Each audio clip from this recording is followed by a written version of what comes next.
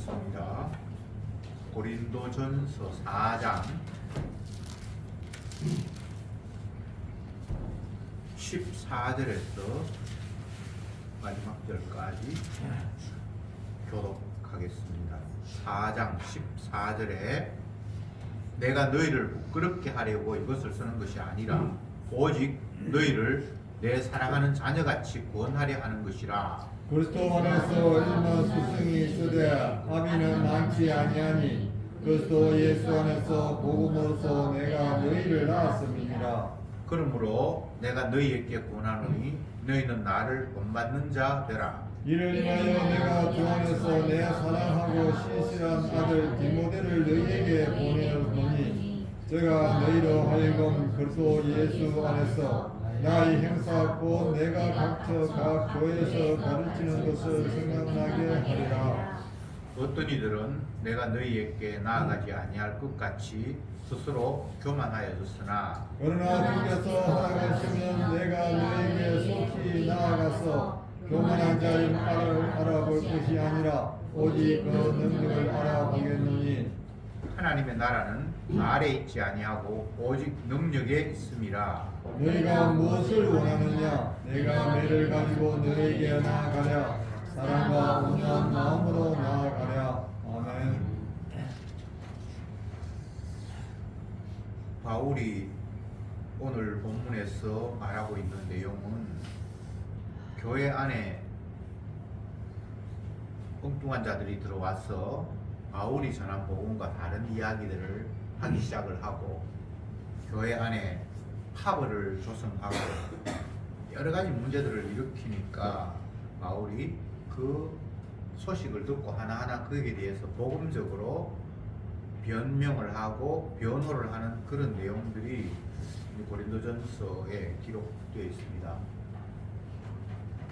여러 번 제가 말씀을 드렸습니다만 바울은 고린도 지역에 약 1년 6개월 정도 머물면서 복음을 전했다고 사도행전에서 기록하고 있습니다. 그러니까 바울이 3차에 걸쳐서 전도 여행을 다니는데 1년 6개월 동안 한 교회 한 지역에 오래 머무른 적이 없어요. 그래서 그만큼 거기에는 여러 가지 상황이 있어서 오랫동안 복음을 전했다라고 그렇게 이제 이해할 수 있겠죠. 그런데 바울이 이제 복음을 전하고 난 이후에 한 곳에만 있을 수 없으니까 이제 다른 지역으로 갔죠. 그랬는데 이제 다른 지역이 에베소인데 에베소에 가서 복음을 전하고 있으니까 떠난 지 얼마 안 됐는데 들려오는 소식이 고린도 교회가 엉뚱한 사람이 들어와서 지도자랍시고 당신이 전하는 복음과는 다른 이야기들을 하기 시작했다라는 소식을 듣게 됐습니다. 그래서 바울이 답답한 마음에 그 잘못된 것들에 대해서 하나하나 복음적으로 이건 이렇게 해서 잘못되고 이게 복음이고 하면서 이제 고린도전서 교회를 편지를 보내는 거예요. 그러면서 자기의 신실한 그 제자 디모데를 보내서 네가 빨리 가서 분위기를 좀 살펴보고 잘못된 것들은 바로잡으라. 그렇게 했는데 디모데 말도 이제 듣지 않고 바울도 외면하고 이런 분위기가 고린도 교회에 형성이 되었습니다. 그러는 배경 가운데서 오늘 말씀을 다시 한번 읽어보면 14절에 내가 너희를 부끄럽게 하려고 이것을 쓰는 것이 아니라 오직 너희를 내 사랑하는 자녀같이 구원하려 하는 것이라. 바울이 앞부분에서 막 책망하는 이야기를 많이 했습니다. 그렇게 하면서 다시 내가 너희를 뭐 그렇게 하려고 이런 말을 쓴 건 아니고 내가 너희들을 자녀를 권하는 그런 사랑하는 마음으로 지금 때로는 책망도 하고 호되게 부중도 하고 이런 걸 너희들이 알았으면 좋겠다. 14절의 내용이 그렇습니다. 15절에 그리스도 안에서 일만 스승이 있으되 아비는 많지 아니하니 그리스도 예수 안에서 복음으로서 내가 너희를 낳았습니다. 선생은 많은 것 같은데 부모처럼 그렇게 대하는 사람은 많지 않지. 나는 너희를 낳았다. 내가 너희의 부모야. 내 심정을 좀 알아줘. 이런 식으로 바울이 이야기를 하고 있습니다. 사실 사람이 모이게 되면 당연히 그 모임 속에는 리더가 생기고 지도자가 생기게 마련이에요. 두 명이 있어도 그 가운데 이끄는 사람이 있고 끌려가는 사람이 있게 마련인데, 교회는 뭐 사람들이 한두 명 모이는 게 아니라 조금 더 많은 수가 모이니까, 그렇게 모였을 때 반드시 누군가가 스승 역할을 하고 가르치는 역할을 하고 이렇게 자연스럽게 흘러갈 수밖에 없는 것이 인간의 모임입니다. 그런데 문제는 세상의 어떤 모임은 뭐 지도자가 있어서 가르치고 따르고 하면 되는데, 교회라는 곳은 다른 일반 모임과는 다르잖아요. 사람들의 모임은 자기를 지켜주고 내가 이익이 될 수 있다고 생각할 때에 그 모임이 의미가 있고 모임에 참석하게 되겠죠. 근데 교회는 그런 단체가 아니잖아요. 내 유익을 위해서 내가 교회 가는 거 아니잖아요. 그리스도의 피로 주님이 부른 자를 성경은 교회라고 이야기를 하는데, 이건 일반의 모임과는 실적으로 달라도 너무 달라요. 인간의 모임, 지 목적 이루기 위해서, 지 유익을 위해서 참여한다. 교회, 주님께서 자기 피로 씻은 자를 주님의 자기 솜씨를 자랑하기 위해서 모이게 한다. 이게 교회거든요. 주의 피로 산 내 교회. 사도행전에서 교회를 그렇게 정의하고 있어요. 주의 피로 샀다라고. 자기의 몸을, 생명을, 값을 지불하고 내 것으로 소유했다라고 말하면서 주님이 교회를 그렇게 표현을 했어요. 그러니까 이것은 인간이 자기 필요를 위해서, 자기 목적을 위해서 모이는 것은 전혀 아니죠. 그런데 문제는 그 교회에, 주님의 피로 값주고 산 교회에 거짓 스승이 찾아왔고, 그들이 마치 요즘 우리가 에스겔 말씀을 설교 시간에 이제 듣는데, 그 에스겔에 보면 목자라는 자가 양을 위해서 모든 것들을 뒷받침하고 양이 살기 위해서 희생하는 게 목자가 돼야 되는데, 양을 살찌워서 잡아먹는다. 에스겔에 그런 표현이 있잖아요. 이 거짓 스승의 모습이거든요. 이 거짓 스승이 찾아와서 당장 일으키는 문제가 무엇인가 하면, 여기에 복음을 전했던 사도 바울, 그 사람 제대로 복음을 전한 것이 아니다라고 바울이 전한 십자가 복음을 부정하면서 문제를 일으키기 시작을 합니다. 그렇게 했을 때에 그게 그 사람을 따라가는 사람이 있고 아니라고 하는 사람이 있고, 그래서 교회 안에서 이제 파벌이 생기고, 심지어는 소송 문제까지 발생하고, 세상 법정에 이런 교회 어떤 사람을 이제 소송하고, 뭐 그 외에 뒤에 쭉 가면 나오는데, 은사를 누가 더 크게 받았다, 너는 은사가 없다, 나는 누구로부터 세례를 받았다, 누구는 할례를 받았네 안 받았네, 우상 음식을 가지고 먹어야 되냐 먹지 말아야 되냐, 이런 계속해서 문제가 끊임없이 발생을 합니다.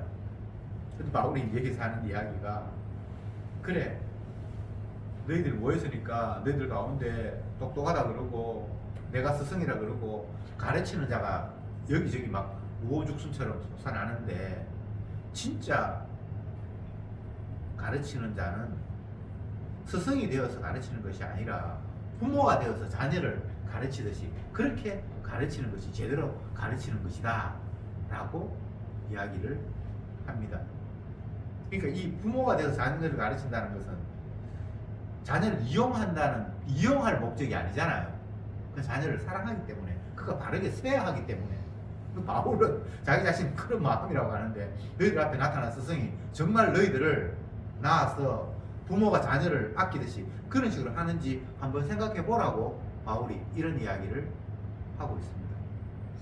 가르치는 사람 많죠. 똑똑한 사람 많죠. 그래서 잘난 척하는 사람 많죠. 그러나 그가 누구에게 뭔가를 가르치고 다가갈 때에 부모의 심정으로 자녀에게 하듯이 그렇게 하는지를 보라고 바울이 이야기를 하고 있습니다. 그렇게 될 때에 그가 진정 복음을 전하는 사람이고 주님이 세운 자다라는 것을 이야기하고 있는 거죠. 16절에 그러므로 내가 너희를 권하노니 너희는 나를 본받는 자 되라.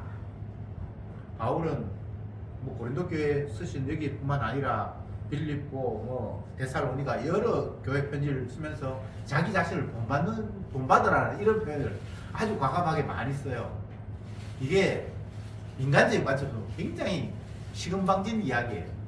지 뭐가 잘났다고 지 본받으란 말이야. 이런 말이 당장 나오겠죠. 만약 우리 가운데 어떤 뭐 집사님이 다른 사람한테 나 본받으세요라고 막 이렇게 이야기하면 그거 좋게 받아들이겠습니까? 근데 이 바울이 이 이야기는 그런 차원이 아니에요. 나 행동 잘하니까 너희들 좀 본받아 이런 이야기가 아니에요. 바울이 본받으라는 이야기는 내가 주님 앞에 끌려가는 그런 인생인데 너희도 그렇게 됐으면 좋겠다는 이런 이야기예요. 바울은 지가 자기 마음대로 뭔가 할 수 있는 게 아무것도 없어요. 요한복음 끝에서 그렇게 나타나있죠. 예수님께서 부활 승천하시기 전에 제자들이 하시는 말씀, 특히 베드로에게 하시는 말씀. 네가 젊어서는 네 원하는 대로 마음대로 돌아다녔지. 이제 후로는 주께서 하나님께서 너희를 허리띠를 딱 붙들고 네가 원치 않는 곳으로 너희를 끌고 갈 거야 라고 주님께서 마지막으로 말씀하시면 승천하셨잖아요. 바울은 그렇게 주님 앞에 지금 끌려가고 있으니까 너희들도 내처럼 그렇게 끌려다녔으면 좋겠어. 이 말이 나를 본받는 자 되라는 이야기예요. 내 행동 잘하지, 내 신앙 좋지, 나 훌륭하지, 너 본받아, 이런 이야기가 아닙니다. 만약 그런 이야기라면 이건 진짜 금방진 이야기고 주님 앞에 책망 들을 이야기예요. 근데 바울은 그런 이야기를 지금 하고 있는 게 아니에요. 너희들도 나같이 됐으면 좋겠다는 거예요. 어떻게? 네 원하는 대로 다니지 말고 성령에 이끌렸어. 이렇게 다녔으면 좋겠다는 이런 말이 본받는 자가 되었으면 좋겠다는 말입니다. 오해하지 마세요. 사람들은 하나님의 말씀을 제대로 이해하지 못하면서 성경은 맞으니까 내 성경 말씀 인용했다. 내가 뭐 잘못됐노? 이런 식으로 행동하는 사람이 굉장히 많아요. 그래서 바울이 이렇게 이야기했다고 여러분 나 본받으세요. 이렇게 당당하게 이야기하는 사람이 있어요. 이 바울의 뜻을 전혀 이해하지 못하는 거예요. 사람 본받아 어떡할 건데요? 이게 지금 그런 이야기가 아닙니다. 바울은 한마디 한마디가 주님 앞에 붙들렸고 사로잡혔고 그렇게 해서 자기 마음대로 숨도 제대로 못 쉬는 그런 삶을 살고 있어요. 바울을 사도가 아니라고 비난하고 그가 전한 복음이 거짓이라고 이야기하고 그렇게 많이 공격했던 사람들이 대표적으로 바울을 비난하는 것 중에 세 가지를 들으라면 그는 진짜 주님의 사도가 아니었다. 12제자에 속한 사람도 아니었다. 지 혼자 지가 사도라고 지금 잘난 척하고 있다라고. 그게 첫 번째고, 두 번째는 진짜 하나님이 세운 사람이라면 그가 강하고 분명하게 복음을 전할 텐데 그는 몸도 힘이 약하고, 고린도 후서에 가면 그런 표현이 나와 있어요. 그 사람은 뭐 보면 말도 시원찮고 뭐 굉장히 별 볼일 없다라고 그렇게 이야기해요. 그 몸에 가시라고 바울은 이야기하고 있는데 그냥 겉으로 보면 아무것도 아니고 초라하고 뭐 말도 변변찮고 오늘 이야기하면 뭐 좀 멋있고 괜찮고 이러면 되는데 누가 봐도 저 사람이 진짜 하나님의 능력을 받은 사람이 맞나라고 의심이 들 만큼 바울은 초라했고 별 볼일 없었던 거예요. 그래서 그는 하나님의 세운 사람이 아니다라고 그렇게 비판을 한 것 중에 하나가 있고, 그 다음에 바울이 고린도 교회뿐만 아니라 다른 교회도 마찬가지입니다만 예루살렘 교회의 흉년을 만나서 어려움이 있으니까 그들에게 우리가 연보를 하자고 하면서 고린도 교회도 당부를 했거든요. 근데 그걸 가지고 이 사람들이 비난을 하면서 그는 그에게 연보를 착취해서 자기 개인 목적으로 이용하려고 우리들을 현혹했다. 이런 것들이 대표적으로 바울을 욕하는 사람들의 주장이었어요. 근데 인간적으로 보면 충분히 이런 것들이 먹혀들 만한 그런 소재예요. 그렇지 않습니까? 12사도 아니었잖아요. 누가 쥐가 자기를 사도라고 그랬습니까? 근데 주님 분명히 부활하셔서 내가 너를 이방인의 사도로 세운다라고 말씀을 하셨으니까 자기는 자기를 사도라고 편지 쓰면서도 예수 그리스도의 사도된 나 바울은 이렇게 이야기하고 있단 말이죠. 근데 베드로는 자기 자신을 굳이 나 사도다 그런 얘기 안 해도 다 알잖아요. 누구나 다 아는 거잖아요. 요한 뭐 사도도 알잖아요. 근데 바울은 자기가 이야기 안 하면 몰라요. 그런 여러 가지 등등이 결국은 복음을 회방하는 자가 이거는 참이 아니야 라고 이야기를 하는데, 물론 바울은 복음서 가운데서 그런 것에 대해서 자기가 변명하는 모습도 있습니다만 그게 주는 아니고 결국은 십자가가 유일한 복음이고, 나는 예수 그리스도가 그 십자가에 못 박힌 것 외에는 아무것도 너희들이 알지 않기를 했다라고 이야기하면서 계속해서 반복음적인 이단 세력들에 대해서 바울은 십자가만을 계속해서 내세우는 식으로 그들을 공격하고 있어요. 오늘날 교회도 마찬가지입니다. 교회가 복음이 전해지면, 성령에 의해서 복음이 전해지면 반드시 그 복음의 광채를 가리는 사단의 일이 발생하게 돼 있어요. 그거 사단이 일이거든요. 사단은 기계처럼 움직여요. 복음 전해지는 곳에 복음 광채 가리는 그런 역할들로 그냥 이 세상이 그 세팅이 돼 있어요. 그 구성이 돼 있어요. 여자의 후손이 등장하면 뱀의 후손이 같이 등장해서 발꿈치를 물고 괴롭히는 것들로 하나님께서 세팅을 해놨어요. 구조를 그렇게 만들어 놨어요. 사람들이 오해하는 것 중에 하나가, 복음이 제대로 전해지는 교회 같으면 은혜롭고 아무 문제가 없을 거라고 그렇게 생각을 해요. 그건 하나님의 뜻을 알지 못하는 사람들의 생각이에요. 반드시 복음이 전해지는 곳에는 반복음, 사단이 복음의 광채를 가리는 역할을 하도록 되어 있습니다. 성경에 나타난 교회, 여기 지금 고린도 전서하고 있는데, 교회 그리스도의 피 흘림 때문에 생긴 거예요. 교회는 사람이 자기 목적을 위해서 모인 게 아닙니다. 주님이 자기 피를 흘려서 만들어진 그것을 모아놓은 사람이 교회인데, 이 교회의 모습 속에 반드시 알곡과 적정이가 되어 있다.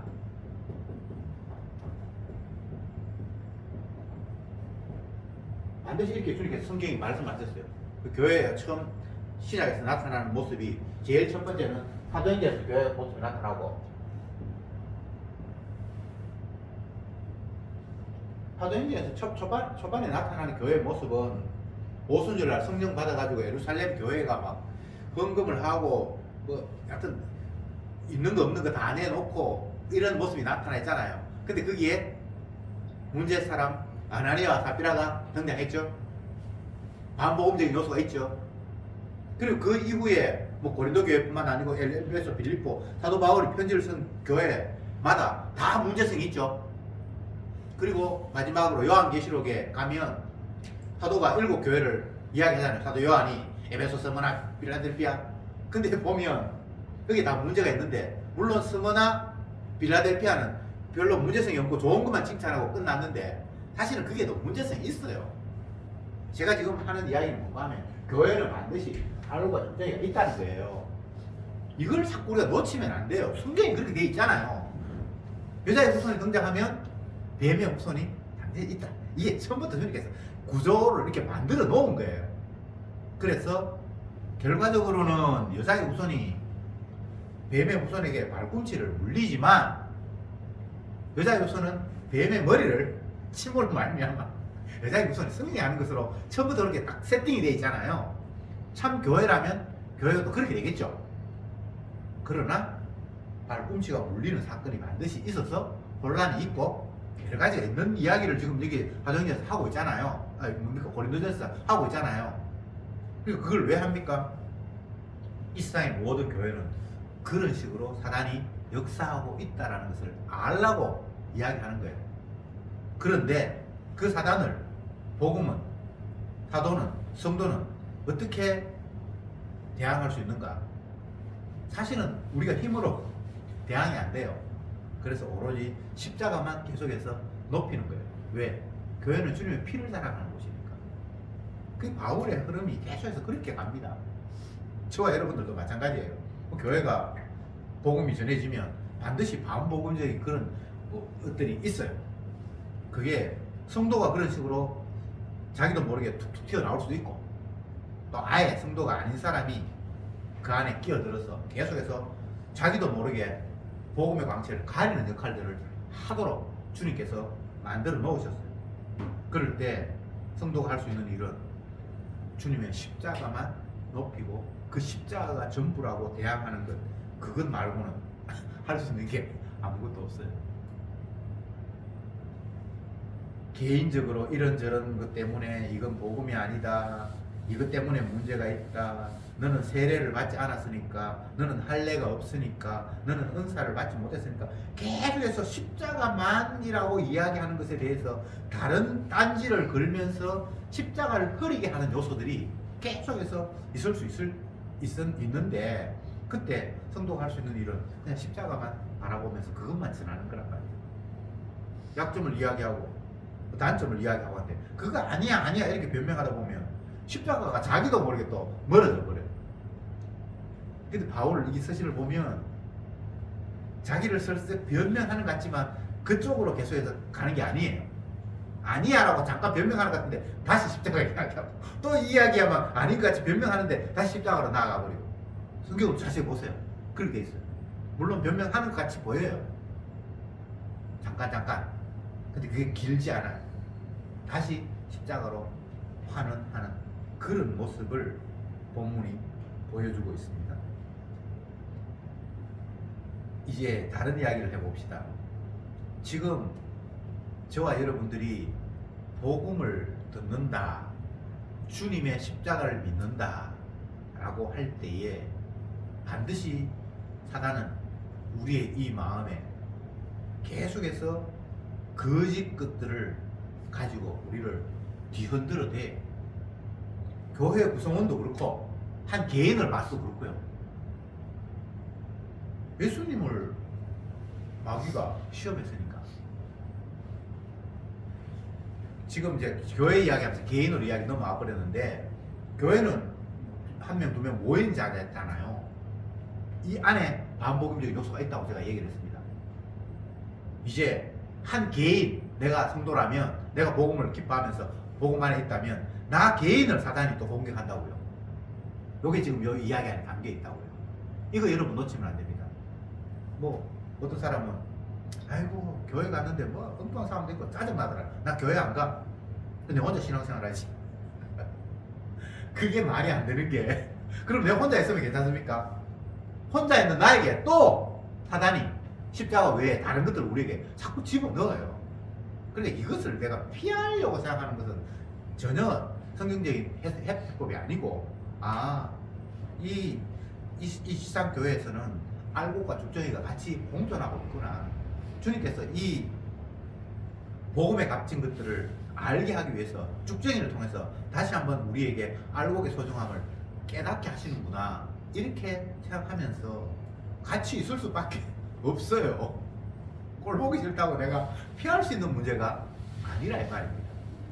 그래서 날마다 부닥칠 수밖에 없고, 부닥치면서 성도는 더욱더 주님의 말씀으로 우뚝 서게 되고, 아닌 사람들은 결국은 주님께서 때가 되어서 탈락시키는 그런 방법으로 주님이 자기 백성을 이끌고, 또 알곡은 모아 곳간에 들이고 죽정이는 마지막 끄지 않는 불에 태우는 그런 주님의 일하심이 우리의 삶의 현장 속에서 늘 보여져야만 그게 주님의 은혜 가운데 있는 겁니다. 만약 우리가 교회를 만들었다면, 내가 교회의 만약 주인이라면 쭉정이 요소 발견되자마자 핀셋으로 딱 찍어서 바깥에 버리겠죠. 문 딱 잠고 들어오지 말라고 하겠죠. 그래서 주님은 그렇게 하지 않는다라는 걸 이 본문을 통해서 우리가 깨달아야 합니다. 그래서 이러나 저러나 주님이 하시는 일은 자기 영광을 드러내는 일이고 자기 백성을 유익하게 하는 일이에요. 우리는 유익이 없다고 생각하잖아요. 저런 사람은 진짜 교회 안 나왔으면 좋겠다. 근데 그건 주님께서 오게 하시면 그게 다 필요해서 있는 거예요. 그래서 우리는 그를 오라가라 말하는 것이 아니라 계속해서 십자가를 이야기하는 것 말고는 우리가 할 일이 없어요. 바울을 보면 특히나 그 바울의 서신을 통해서 이제 바울을 보게 되는데, 서신 아닌 뭐 다른 데서도 다른 사도가 바울을 이야기하는 면도 조금씩 있습니다만, 바울의 자기 서신을 보면서 우리가 바울을 정확하게 알 수 있잖아요. 이걸 보면 약간 미친 사람 같아요. 뭐 바울이 미쳤다는 소리를 들었죠. 예수님 미친 사람 들었죠. 재판하는 과정에서 계속 십자가를 이야기하고 하니까 네 많은 학문이 너를 미치게 하였도다, 이런 것도 나오고, 예수님을 향해서 미쳤다고 그러고. 바울은 진짜 정신은 아니에요.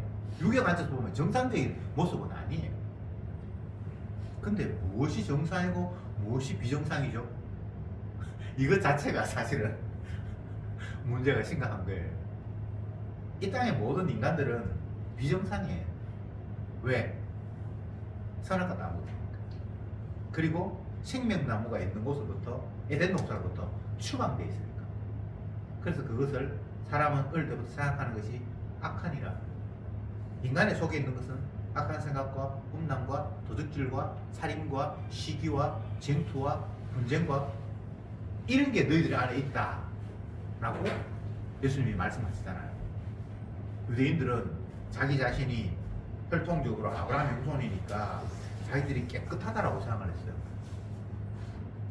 그게 완전히 착각이죠. 깨끗한 인간은 없습니다.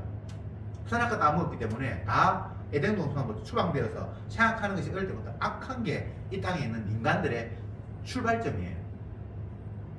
그래서 사람들이 생각할 때에 정상이다, 비정상이다, 이 구분 자체가 엉터리예요. 그러니까 사람의 말을 여러분 귀 기울 필요 없습니다. 그냥 주께서 성령을 주셔서 말씀하신 주님의 계시의 말씀을 가지고 이거는 비정상이네, 이거는 맞네라고 이렇게 얘기를 해야지, 성경 덮어두고 나의 뭐 순수한 양심 아니면 뭐 유불리를 따지기 이전에 나는 근본적으로 이걸 판단할 거야. 근데 그 근본적인 판단 다 엉터리예요. 양심도 그 화인 맞은 양심이에요. 성경에 나오잖아요. 인간의 양심을 화인 맞았다고 이야기하고 있잖아요. 그러니까 내 판단, 내 경험, 내 지식, 내가 정말 순수하게 내 1점이라도 내 이익을 생각하지 않고 객관적으로 뭐 봐서, 근데 그거 다 엉터리예요. 그런 게를 믿지 마세요. 하나님의 말씀, 주님의 영으로 기록된 말씀만 참이기 때문에 말씀하고 다르면 그건 틀린 거예요. 그렇게 참과 거짓을 나누어야겠죠. 계속해서 말씀을 보겠습니다. 17절에 이를 인하여 내가 주 안에서 내 사랑하고 신실한 아들 디모데를 너에게 보내었노니 저가 너희로 하여금 그리스도 예수 안에서 나의 행사 곧 내가 각 교회에서 가르친 것을 생각나게 하리라. 바울이 디모데를 왜 보냈죠? 자기와 똑같이 자기를 본받는 자라 했는데 이 사람은 똑같이 승리에 끌려가는 사람이라고 바울은 알았기 때문에 그를 거기에 보냈어요. 디모데 전후서, 디모데 개인에게 바울이 보낸 편지가 디모데 전후서, 이거 교회가 아니에요. 그게 보면 디모데에게 바울이 권면하는 것 중에 큰 것이 하나 있는데, 아무도 너의 연수함을, 나의 어림을 얕보지 못하게 네가 복음을 굳게 써라, 이런 표현이 있어요. 네 연수함을 업신여기지 말게 하라는 그 말이 있어요. 그러니까 디모데는 어린 거예요. 쉽게 이야기하면 옛날이나 지금이나 인간들의 모임 속에서 나이 어린 사람들이 권위가 인정받을 수 있습니까? 없습니까? 없죠. 어리면 그냥 일단은 얕보는 거예요. 나이 들은 사람들은. 그런데 바울은 그 당시 이 고린도 전서를 쓰면서 그 고린도 교회에 문제가 있다고 생각하면서 어떻게 그 문제를 해결할까라는 그 고심 속에 바울이 취할 수 있던 행동 가운데 하나가 나이가 어리지만 그 신실한 디모데를 거기에 보내는 것이 가장 그 당시에는 최선이었다고 생각했기 때문에 보냈겠죠. 그러면서 디모데를 보내면서 편지하면서 내가 그거를 너희들에게 보내는데 그를 통해서 내가 너희들에게 전한 것들을 다시 생각나게 할 거다. 내가 처음 너희들에게 복음 전할 때 그때를 너희들이 떠오르게 할 거다라고 이야기를 하고 있습니다. 사실 교회는 복음을 기억하고 십자가를 보면 그걸로 끝이에요. 더 이상 무엇이 발전이거나 뭐 변하거나 그런 게 있을 수가 없어요. 복음을 복음으로 받아들이면 그게 전부예요. 뭐 온갖 이야기도 합니다. 지금 고린도가 바울을 떠나고 난 이후에 그래서 바울이 취한 극단적인 결론이 신실한 디모데를 그에게 보내서 처음 자기가 전했던 복음을 다시 그들이 기억하게 하는 그 일을 내가 하겠다. 이 이야기는 어떤 이야기죠? 복음을 복음대로 들으면 끝이라는 거예요. 교회는 다른 거 있을 수가 없습니다. 뭐 교회가 발전하고 뭐 부흥하고 뭐 인간들은 온갖 표현들을 다 쓰는데 교회는 발전이고 부흥이 그런 거 없어요. 복음이 복음대로 다시 활활 살아나면 그게 그냥 끝이에요. 그래서 바울은 디모데를 보냈다. 그리고 그를 통해서 내가 처음 너희들에게 전한 복음을 다시 생각나게 하겠다. 18절에 어떤 이들은 내가 너희에게 나아가지 아니할 것 같이 스스로 교만하여졌으나, 이 말은 무슨 말입니까? 디모데를 보냈으니까 지는 안 가겠다는 의사다라고 또 이렇게 악한 무리들이 받아들인단 말이죠. 지가 그동안 행기에 있으니까 지는 못 나타나고 대리인을 보내 계속 대리 청정하려고 그런다라는 그런 식의 이야기가 있으니까 바울이 이야기하는 거예요. 근데 바울은 내가 곧 기회가 되면, 지금 현재는 내가 하나님께서 허락을 해놔서 너희들도 못 가지만 내가 반드시 너희들 가서 너희들의 잘못된 것에 대해서 책망하고 벌 주고 하나님의 말씀을 굳게 세울 것이다 라는 이야기를 바울이 하고 있습니다. 19절에 그러나 주께서 허락하시면 내가 너희에게 속히 나아가서 교만한 자의 말을 알아볼 것이 아니라 오직 그의 능력을 알아보겠노라, 이렇게 이야기를 합니다. 내가 뭐 안 간다고 뭐 헌금 가지고 장난치고 내가 그 앞에 나타날 수 없다고 웃기지만, 지금은 하나님께서 내가 나를 허락하지 않아서 못 가지만 내가 반드시 가서 그렇게 거짓말하는 그들이 얼마나 하나님 보호가 잘못된지를 내가 평가할 거야 라고 바울이 이야기합니다. 근데 사실은 고린도 후서를 쓸 때까지 바울은 못 가요. 후서에 또 변명이 나타나요. 하나님 허락을 하지 않았어요. 지금 이런 이야기들이 어떤 의미가 있다고 생각이 됩니까?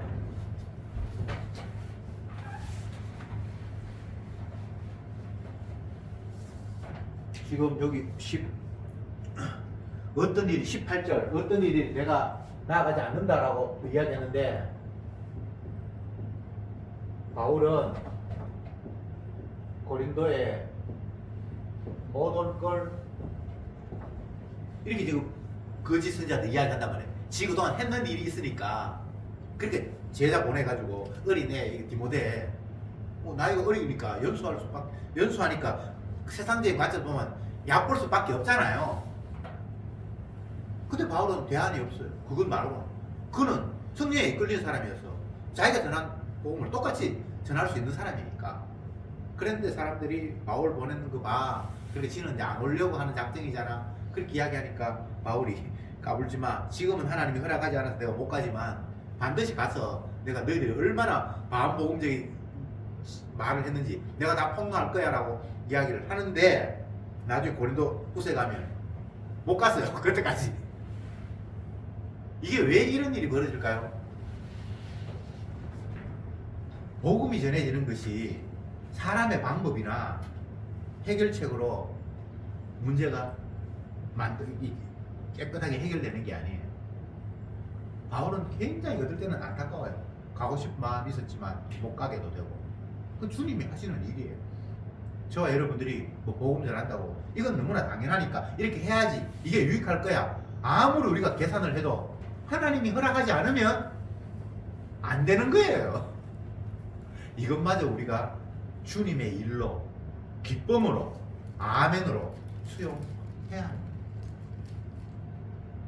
우리는 일의 효율을 생각을 하고 이거는 내가 순수한 마음이 하나님 기뻐하시니까 반드시 될 거야 라고 생각하지만 하나님이 그렇게 허락하지 않으면 안 되는 거예요. 이 모두가 주님의 일하심의 범위 속에 있는 거예요. 소원한다고 해서 소원대로 되는 거 아닙니다. 그게 하나님의 뜻이고 그게 유익하다고 해서 하나님께서 허락하지도 않아요. 어떨 때는 주님께서 막으시는 거예요. 그러나 결코 복음은 막히지 않는다. 그래서 복음은 사람이 전하는 게 아니고 성령이 전한다라고 그렇게 이야기를 해요. 사람이 하는 것 같은데 사람이 하는 게 아니에요. 주가 하세요. 구약의 하나님을 여호와라고 이야기해요. 여호와 하나님. 여호와라는 말의 의미는 언약의 하나님인데 언약을 지키시는 하나님. 자기가 말로 뭔가를 던졌어요. 약속을 던졌어요. 그리고 본인이 그 던진 약속을 지키시는 분이에요.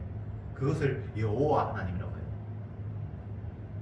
구약에 많이 반복되는 말씀이 하나님이 자기 자신을 소개하면서 나는 아브라함의 하나님, 이삭의 하나님, 야곱의 하나님이라, 이런 표현을 구약에서는 굉장히 많이 반복했습니다. 그 말이 어떤 의미입니까? 내가 야곱에게 약속한 걸 지키고 아브라함에게 약속한 걸 지키고 이삭에게 약속한 걸 지키는 하나님이다, 이 말이에요. 언약의 하나님. 그걸 사람이 하나님의 약속을 못 지킵니다. 하나님이 지킵니다. 아브라함이 이스라엘을 못 만듭니다. 모세가 이스라엘을 애굽에서 탈출 못 시킵니다. 제사장이 이스라엘을 어떻게 할 수 없습니다. 그런데 하나님이 중간중간 사람들을 세우시잖아요. 그럼 마치 그 사람이 뭔가를 하는 것처럼 보이죠. 근데 그게 아니라 주님이, 정확하게 이야기하면 주님의 약속이, 주님의 능력이, 언약이 그 일을 성취한다라는 것을 주님은 계속해서 보여주십니다. 이 신약에도 마찬가지죠.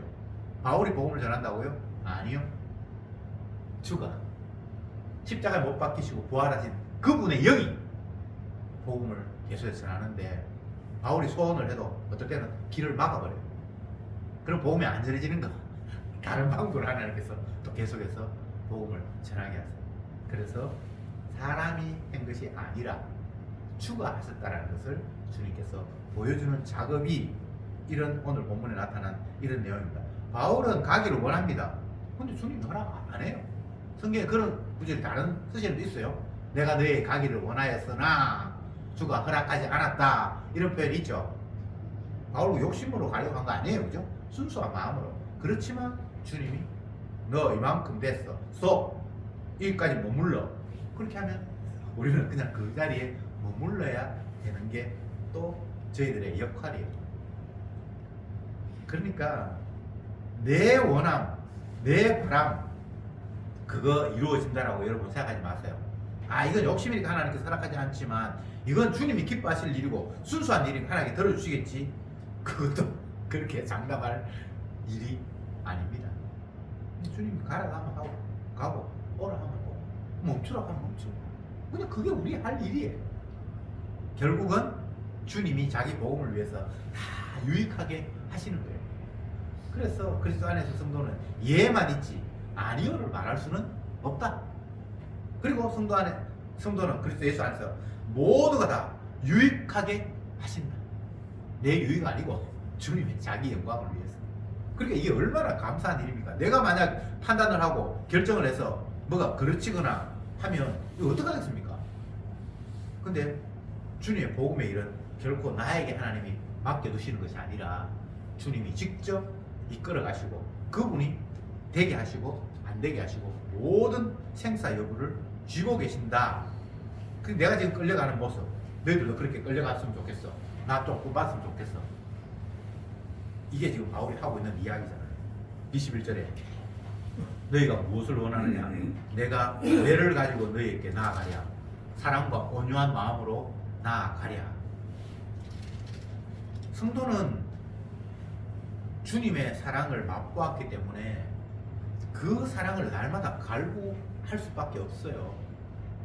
그래서 어떤 상황이 떨어지더라도, 어떤 환경이 만들어지더라도 결국은 주님의 은혜 안에, 주님의 사랑 안에 담길 수밖에 없는 것이 성도인데, 계속해서 이런 교회 안에 어려움이 있고 환란이 있고 분쟁이 있고 뭐 여러 가지 사태들이 막 발생을 하고 있는 그 상태 속에서 성도들이 흔들리지만, 다시 바울의 이 복음의 말씀을 보면서 역시 주님의 사랑이 나를 감싸고 있구나라는 것을 깨닫게 되는 거죠. 그래서 이 말씀이 너무나 중요한 거예요. 하나님의 말씀이 없으면 기준이 없잖아요. 기준. 무엇이 옳고 그름이 없잖아요. 근데 말씀이 주어지면 기준이 다시 우리에게 선명하게 세워지잖아요. 그러니까 성도는 말씀을 날마다 듣고 보고 전하고, 그게 없으면 안 되는 너무나 소중한 일이잖아요. 그래서 이 일을 위해서 주님께서 자기 성도를 부르셨다, 이렇게 말씀을 합니다. 사도행전에서 1장 8절에 나옵니까? 성령이 너희에게 임하면 땅끝까지 이르러 내 증인이 되리라. 성령을 주신 이유가, 성령은 주님께서 떠나고 나는 너희 곁을 떠나가지만 나 대신 성령을 내가 너에게 주겠다고 주님께서 이야기하시면서, 성령은 주님이 함께 하심의 징표잖아요. 근데 왜 성령이 그들에게 함께 해야 되죠? 그 이유가 땅끝까지 이르러 죽으신 분, 부활하신 분을 전하기 위해서라고 이야기했잖아요. 지금 좀 이해가 안 되는 것 같은데, 원래 이제 하나님, 예수님이 이 땅에 계셨어요. 근데 자기가 사명을 다하고 이제 떠나시잖아요. 물론 떠나는 거는 육적으로 떠나지만 영은 떠나는 게 아닌데, 이 떠나면서 약속한 것이 내가 성령을 주시겠다고 하셨잖아요. 맞죠? 성령은 주님이 떠날 때 성령이 필요하지, 계실 때는 성령이 필요 없고. 근데 이 성령을 주신 이유가 뭐냐면, 땅 끝까지 내 증인, 성령 받아서 능력 행하고 슈퍼맨 되고 뭐 그게 아니고, 십자가에 피 흘리시고 부활하신 그분이 어떤 분이었고, 그분이 십자가가 어떤 의미인가를 전하게 하기 위해서 성령을 주셨잖아요. 그러니까 십자가 전하는 것으로 성도는 할 일을 다 하는 거지, 이걸 해서 뭐 교회가 성장을 하고 뭐 자녀가 복받고, 하여튼 뒤에 뭐를 붙이면 안 돼요. 그냥 증인, 십자가 증인이죠. 그죠? 예수님이 죽었다고 말하지, 십자가 전하는 것이 성도의 일의 끝이에요. 그렇게 하면 뭐 뒤에 뭐 붙이는 거, 그건 마귀의 장난입니다. 그냥 십자가 전하면 돼요. 어떤 분이 어제 전화가 와서 이런 질문을 했어요. 목사님, 성경에 나타난 구절 가운데서 너희가 자기를 부인하고 자기 십자가를 지고 나를 쫓으라 그러는데, 그걸 도대체 어떻게 할 수 있습니까? 인간은 자기를 부인하고가 안 돼요. 내가 나를 어떻게 부인합니까? 그리고 자기 십자가를 지고 나를 쫓으라, 내가 지어야 될 십자가 또 뭡니까? 사실 이게 굉장히 어려운 말이거든요. 그래서 제가 이렇게 설명을 드렸습니다. 우선은 성경 말씀은 내가 못 지킵니다.